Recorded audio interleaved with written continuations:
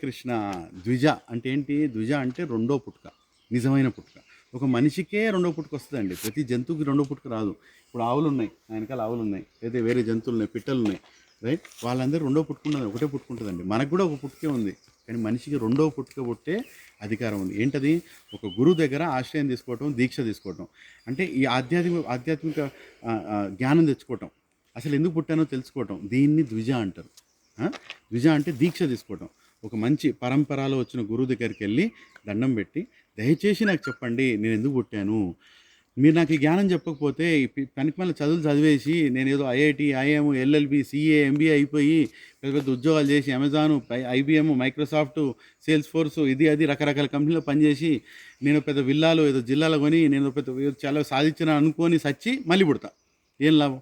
నాకు అర్థమైంది ఆయన, నాకు దీక్ష ఇచ్చి నాకు ఎట్లా నేను మళ్ళీ ఇంకో పుట్టుక లేకుండా చూసుకోవాలి, అసలు భగవంతుడు నా పుట్టుకకు అర్థం ఏంటి, భగవద్గీతలో ఏం చెప్పాడో జ్ఞానం ఏమని అడుగుతాడు. అది అలా అడిగినప్పుడు ఎప్పుడైతే తనకు దీక్ష ఇచ్చి ఆ జ్ఞానం ఇవ్వబడుతుందో దాన్ని ఇనిషియేషన్ అంటారు, అంటే దీక్ష అంటారు. అలా దీక్ష తీసుకున్న వాడిని ద్విజ అంటారు.